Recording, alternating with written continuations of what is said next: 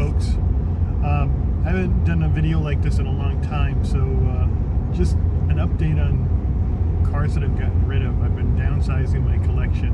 I also haven't done a lot of TV commercials or uploaded really anything lately. It's just been a real busy year, but I hope to be getting more into it. So to be able to introduce you what I'm going to show today, I've sold my Dodge Colt, I've sold my Renault car, I've sold my Studebaker Pursuit Marshall, I've sold my Chrysler New Yorker. I'm sure there's something else I've sold I'm not remembering. But I've also bought a DeSoto, so that's going to be in this video as well. So just some, oh, and a Matador, which is a long story. But that's what you're going to be seeing here. So the Dodge Colt is leaving the Osborne Tremaine collection. 76 Dodge Colt. —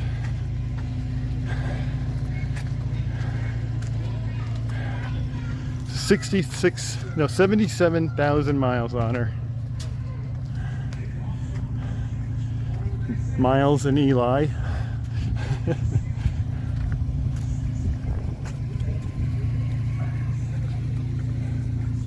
Normally you have to open this up and turn the pull the fender down, but it worked perfect. It's so tiny.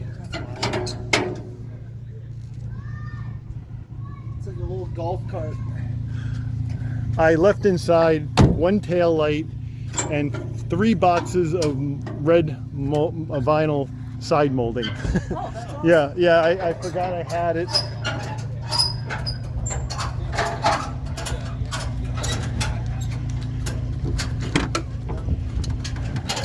Look at these door panels. Velour interior.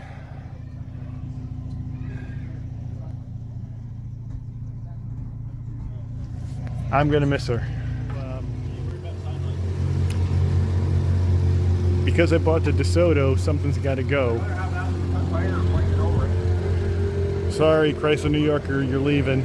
Leaving the fleet, too much work. All the parts are going with her too. It's not going to a demo derby guy either. That was the other big issue in terms of selling this, was getting it to the right buyer. So Gary is going to be buying this car and for his son. His window can go down too. If he's got power windows, they do work. It's gonna get a little hot.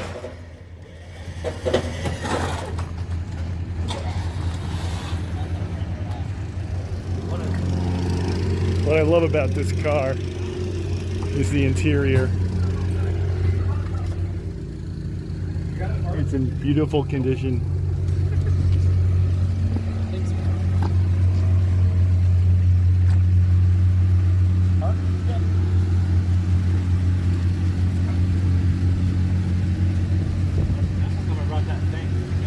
Sharp color too, but I like my green cars anyways. There you go. That's what I say too.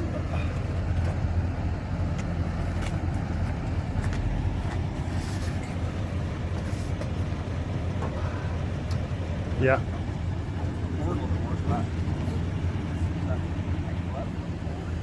Goodbye, Chrysler. Check out the double hoods. It's on its way to New York, upstate New York, near Lake Champlain.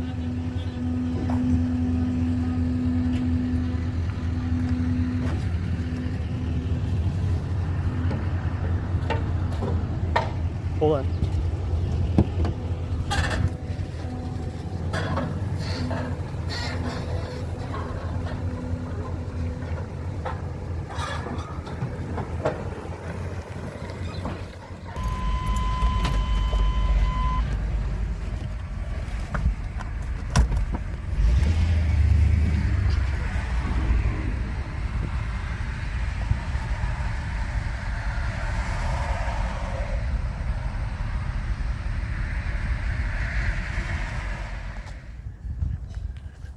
I tried to put the car back together as best I could, as well as clean her up a little bit.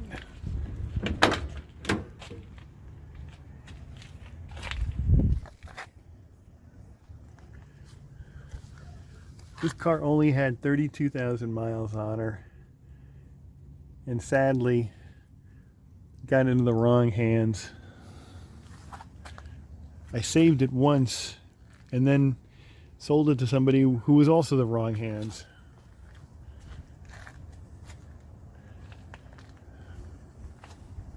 Listen to how solid this door is. Just listen. Did you hear that? The only problem is the hood, really, and the rusty floors. No sag in the door at all. Just, this was about that big 10 years ago, and it's been sitting out in a field. Just a shame. Listen to this door.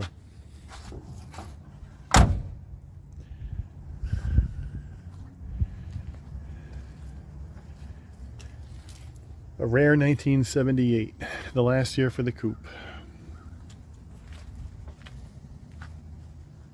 Had the 360 in it too.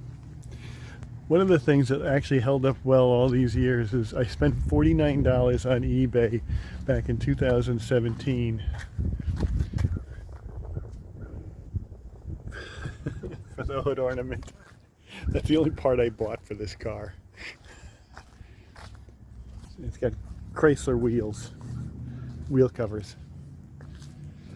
Would look so much better with the mirror if the mirror wasn't missing the remote mirror. But anyways, it's going to Canada tomorrow. So goodbye, Matador.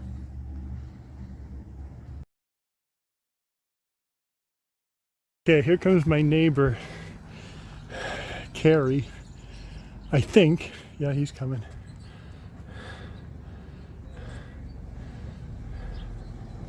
Here he comes. The other Oldsmobile Tornado owner in the neighborhood.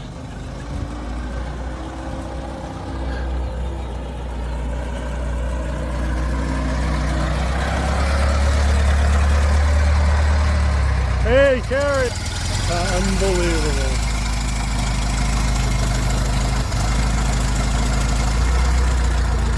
Here we go.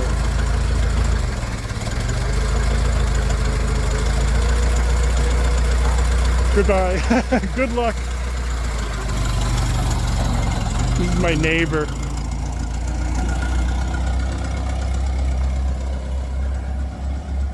You only remember I had an Olds Tornado. There's his Olds Tornado right there. We both had 66 Olds Tornadoes. Probably the only two Tornadoes that were in the whole state of Maine right across the street from each other. Put new white walls on the Nash today. There she is. And also on the DeSoto.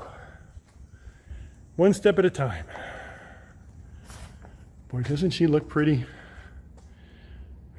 A Studebaker Lark type heavy duty sedan. This is one of 20 factory demonstrators that was built and commissioned by Sherwood Egbert, who was the president of Studebaker, and he wanted to get back into the police car market.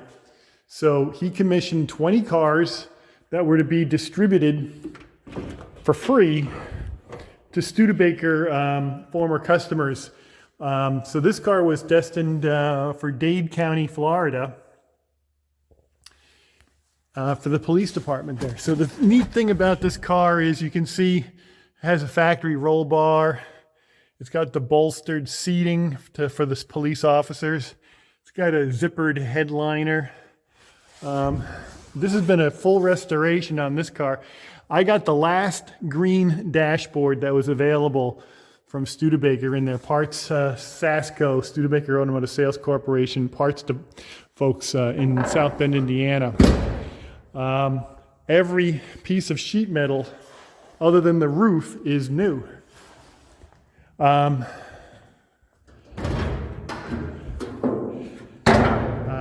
This has got the Avanti power as well. It's a Studebaker R1. And of these Studebakers that were made, 20 of them, I've kind of documented the history on all of them. I think there are 11 or 12 of them survived. This actually never got demonstrated. It never got shown to Dade County because Studebaker closed the U.S. operations down where these cars were built about 3 weeks after this car was built. So it never served its purpose as a demonstrator. It ended up going to Victory Studebaker Mercedes-Benz Volvo in Savannah, Georgia. And it was used as a parts department, service department runner car or loaner car. And I'm the third owner on the car. I have all the paperwork on it as well. I even was able to find a heavy-duty Studebaker rubber floor, new old stock.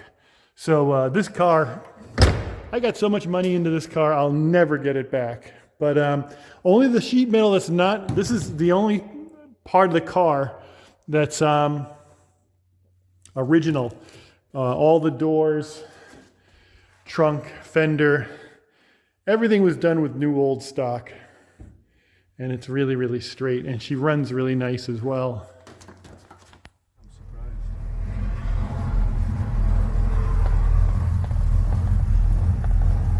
Is this the street that goes to Walmart? No. This is the extension to Interstate 95. And in the left, it takes you all the way to Belfast, Maine, which is out on Route 3 and Route 9. Oh, that guy ran a red light. I like the pickup. It's not bad. Oh, well, 289 cubic inches of Avani power. Is this an R1? It's an R1. Yeah. That's why you're paying the premium price. It's an R1. And there were only 20, I think only 20 no, there's 31 R1 police cars that were produced, or R2s. I think just one R2 and 30 R1s. Oh. There were about 300 police cars and taxi cabs produced together. This is the Y3, which means heavy duty sedan. So heavy duty sedan can be a taxi or a police car, depending on the package that you order and how you equip the Y3. It's either a police car or a taxi cab. So here, obviously, we've got the factory roll bar and the high performance engine and the heavy duty suspension and shock absorbers. This car has every single piece of equipment that a Super Lark would have, except the bucket seats, and that's why it's not considered a Super Lark, because it doesn't have bucket seats, but it has disc brakes and every other feature that you would want that would be considered a Super Lark. You'll have to clue me in. Yep. Alrighty. So that was the idea, was he was going to restore this car and the Windsor? I think he thought that. I think because the Windsor was like our family car from the 60s up until about 1976. And then it went out to an old barn in Pennsylvania, and my dad brought this home. Okay. And but the one in Pennsylvania, he got rid of like 25 years ago to a guy out that way, so we don't still have that. And he just never moved forward with this? No. Well, my dad was a good one for having interesting ideas and then like not developing them, but so you're going to get this stuff here. I have a tow truck on the way. I got a wire here I've been using to tie. Yeah, I was going to tie it down with a string, but the wire should work perfect. I just want to come over and take a quick... All right. Oh my gosh. Oh my gosh. This is so... I'm a person that likes to have survivors where you don't really restore the whole car. You keep as much original, because it's only original once. That's right. And I don't want to destroy the originality. Once you start taking everything apart, it never goes back together the same way. Yeah. It's always, you can see something's been taken apart and not restored properly. We never touched it. Yeah, this is 100% Survivor original. And what I can do is basically buff the paint out and repair the front fenders and get the engine and drivetrain going. Here, folks finally decided to let it go. Well, when did he pass away? Last November. Okay. And then I was waiting until springtime The garage needs to be refurbished and everything. It's all the Well, same. your father must have been up there in age. 90. 90 years old. Wow. And I've been So on he him was- for years. He wouldn't get rid of it. 90 years old, so he would have been 50 years ago. So he would have been 40 years old when Yeah. he bought this. Oh yeah, no, he was at that time. He was still doing it. He always was a mechanic in our house. Yeah. We never took a car in the garage. He fixed everything. Yeah. So the idea of fixing cars for him would not have been strange at all. No. But he didn't fix it.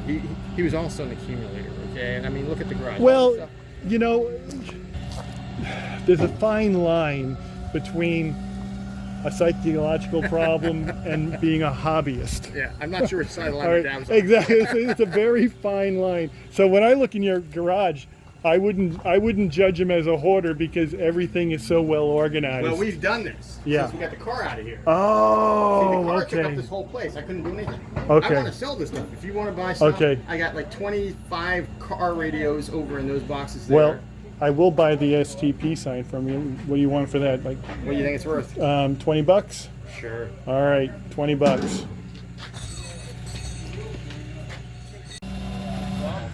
Okay, we got the car out of the driveway. Now what we're gonna do is put it onto the trailer. So he's gonna drag it up on my trailer. I'm gonna position the trailer in front of the car.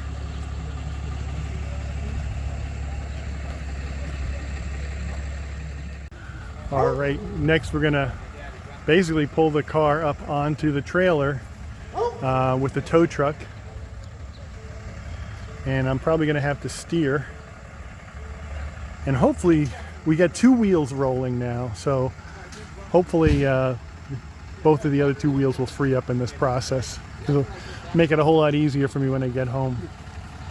You know, I also have a 57 Nash Ambassador that this will be parked next to in the garage. Okay. And that is turquoise, white, and light green. So basically it's a three-tone colored car, but two of these same colors is what it's got. So the two are gonna look perfect parked next to each other.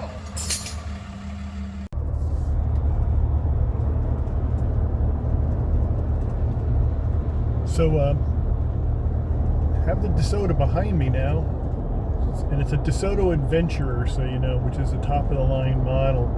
It's a high-performance car in 56 through 59, and then 1960 things changed a little bit for it. They offered it as a four-door as well, but it had always been a two-door hardtop or a two-door convertible. But the 1960, it's kind of more like a Firefly. Now, I'm going to give you a pet peeve I have about Facebook Marketplace, because this is where I bought the car. I bought the car in Facebook Marketplace. And all I can tell you is I bought this car out of pure anger. I'm a very angry old man sometimes, and I get off my lawn, you know, type of person. And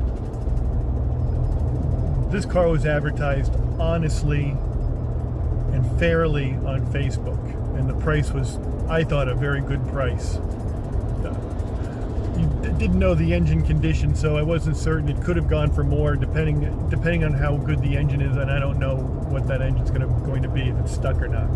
But long story short, you get all these people on Facebook that start, when a person, you know, posts a car, the first thing they'll say is it's overpriced. Oh, it's too much money. The car's a parts car. You know, I need the windshield off that car. Can you sell me the windshield? And it just really angered me, because he was a person who's not a car enthusiast, who was not a hobbyist, trying to take his father's car and put it into the proper hands, and, you know, hoping to be treated fairly. And he's just being bullshitted by all these assholes on Facebook Marketplace, these self-imposed experts on automobiles.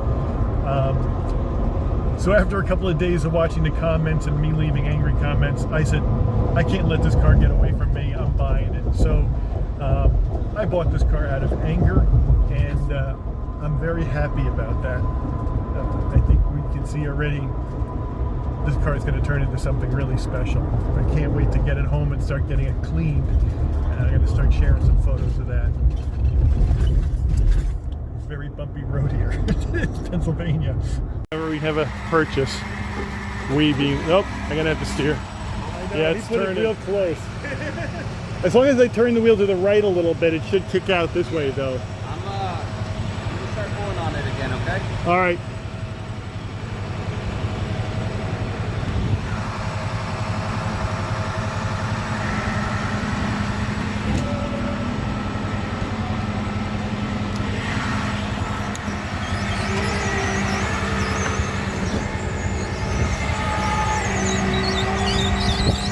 Left wheel is still locked.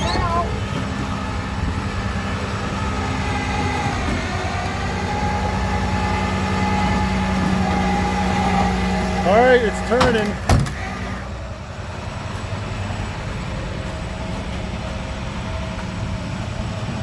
Are they all turning now?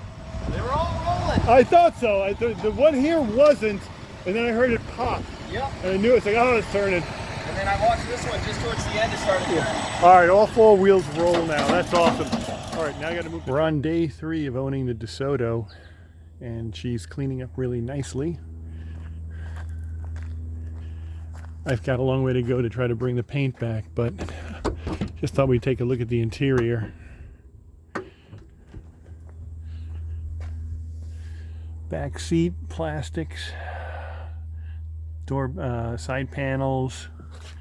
Look at the steering wheel and the dashboard. We got to finish up polishing the buttons, but it's getting there. Car's got cruise control on top of power windows and power seats. Padded dash, 2 little cracks. I got to try to clean it up a little bit better. And then the headliner is looking great. But the big news is I might have just sold another car. Just want to bring it around back here. I got the little chevrons for the taillights. The Chevy looks like I've sold it on Craigslist. I haven't even negotiated price, but there's a guy on his way out with a truck and a trailer, and he says he's buying the car, and he's on his way out to pick it up this morning. So it looks like I freed up another space in the garage, as well as keeping my neighbors happy with not having a whole yard filled with cars. And also, I've had a lot of fun with this car over the last 4 years, on and off. I sold it. You can see the history of it on Instagram to the guy I sold it to, who did a lot of work on the car. Took it on the power tour. And again, this came from Tom Merkel. That's Ben Merkel's brother. Ben is a checker historian, and Tom was the artist with the car garden in California. So this car came out of the car garden, the 1,200 car collection, which is probably exactly what Tom Merkel didn't want to happen, but I didn't do it, somebody else did, so I saved the car. Anyways, looks like this one is going as well.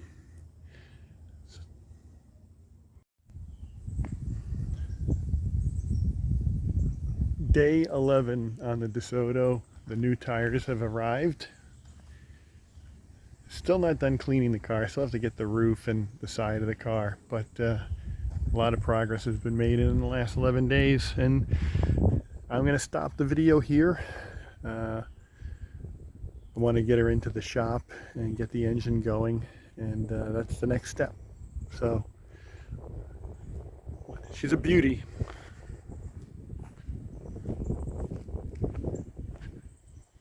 Have fenders coming this coming weekend. I'm heading to West Tennessee to get a parts car, so there'll be some videos on that. Thanks a lot.